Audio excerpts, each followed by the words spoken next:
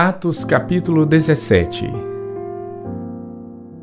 E passando por Anfípolis e Apolônia, chegaram a Tessalônica, onde havia uma sinagoga de judeus. E Paulo, como tinha por costume, foi ter com eles. E por 3 sábados disputou com eles sobre as Escrituras, expondo e demonstrando que convinha que Cristo padecesse e ressuscitasse dentre os mortos. E este Jesus que vos anuncio, dizia ele, é o Cristo. E alguns deles creram e ajuntaram-se com Paulo e Silas, e também uma grande multidão de gregos religiosos e não poucas mulheres principais.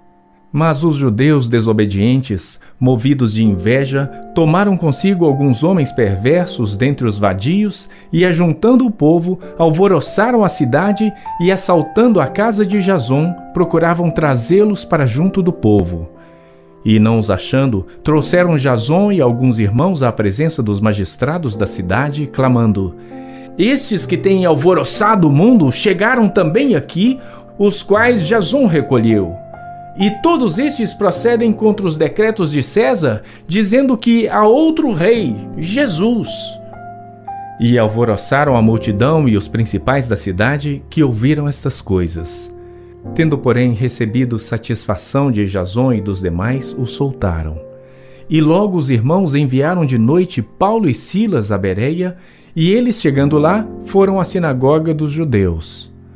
Ora, estes foram mais nobres do que os que estavam em Tessalônica, porque de bom grado receberam a palavra, examinando cada dia nas Escrituras se estas coisas eram assim. De sorte que creram muitos deles, e também mulheres gregas da classe nobre, e não poucos homens.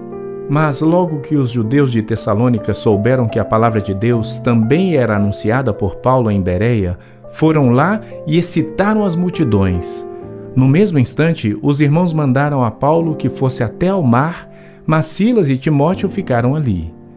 E os que acompanhavam Paulo o levaram até Atenas e, recebendo ordem para que Silas e Timóteo fossem ter com ele o mais depressa possível, partiram. E enquanto Paulo os esperava em Atenas, o seu espírito se agitava em si mesmo, vendo a cidade tão entregue à idolatria. De sorte que disputavam na sinagoga com os judeus e religiosos, e todos os dias na praça com os que se apresentavam. E alguns dos filósofos epicureus e estoicos contendiam com ele, e uns diziam: que quer dizer este tagarela? E outros: parece que é pregador de deuses estranhos, porque lhes anunciava a Jesus e a ressurreição. E tomando-o, o levaram ao Areópago, dizendo: poderemos nós saber que nova doutrina é essa de que falas? Pois coisas estranhas nos trazes aos ouvidos. Queremos, pois, saber o que vem a ser isto. Pois todos os atenienses e estrangeiros residentes de nenhuma outra coisa se ocupavam, senão de dizer e ouvir alguma novidade. E estando Paulo no meio do Areópago, disse: homens atenienses, em tudo vos vejo como sendo um tanto supersticiosos. Porque, passando eu e vendo os vossos santuários, achei também um altar em que estava escrito: ao Deus desconhecido. Esse, pois, que vós honrais não o conhecendo, é o que eu vos anuncio.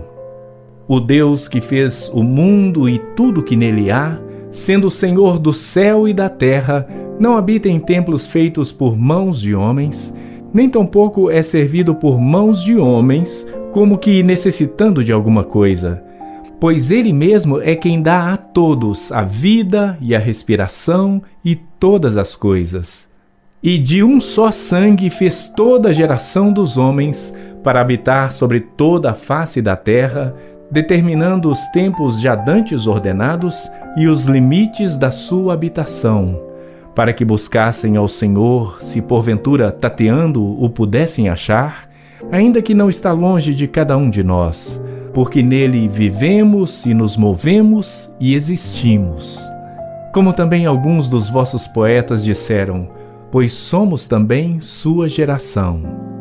Sendo nós, pois, geração de Deus, não havemos de cuidar que a divindade seja semelhante ao ouro ou à prata, ou a pedra esculpida por artifício e imaginação dos homens.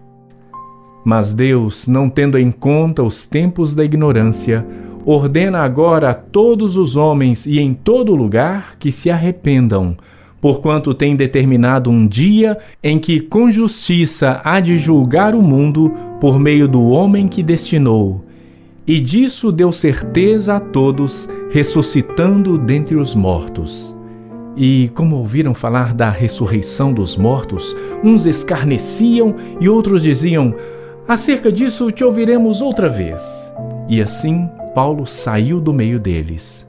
Todavia, chegando alguns homens a ele, creram, entre os quais foi Dionísio, o Areopagita, uma mulher por nome Dâmaris, e com eles outros.